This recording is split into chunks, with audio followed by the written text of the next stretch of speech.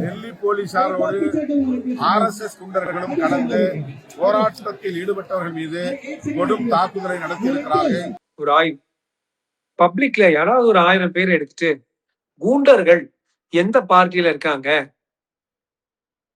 திமுகவா, அதிமுகவா, தாவேகாவா, விசிகேயா, காங்கிரஸ்னு போட்டீங்கன்னா 1000 பேர்ல முக்காவாசி பேரு கூண்டர்கள் ஜாஸ்தியா இருக்கிற ரவுடியிசம், கலாட்டா, கண்டன வன்மத்தோட ஆர்ப்பாட்டம், இது எல்லாமே விசிகால தான் இருக்குன்னு சொல்லுவாங்க. இது நான் குறிப்பிட்ட ஒரு ஆளை எதிர்த்து நான் சொல்லல. நீங்க வேணா அதை பண்ணி பார்க்கலாம். உங்களுடைய சேனல்ல பண்ணி பாருங்க. அவர்களை பத்தி பேசுறது, RSS பத்தி பேசுறதுக்கு சுனாமியோ அல்லது எந்த பூஜ் எர்த்குவேக்கோ அல்லது எந்த வித ஒரு மழை வெள்ளமோ எந்த ஒரு நெரிசல் நெருக்கடியிலையும் மக்களுக்காக உதவும் RSS இப்படி தப்பு சொல்றது, RSS கூண்டர்கள்ல இருந்து அவுட் ஆஃப் கான்டெக்ஸ்ட் அவர் பேசுறது சரியே இல்லை. தேவையில்லாத அரசியல் வன்மம்.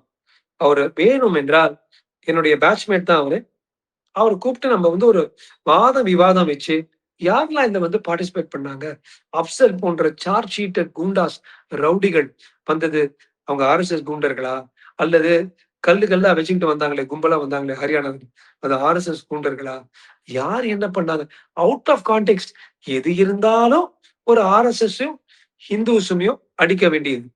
பல ஹிந்துஸ்க்கு அவர்களுடைய தர்மத்தை பாதுகாக்கிறதுக்கு ஒரு எதுக்குடா நம்ம சொல்லணும் நினைச்சிட்டு ஒரு டீசென்சியால விட்டுடலாம்.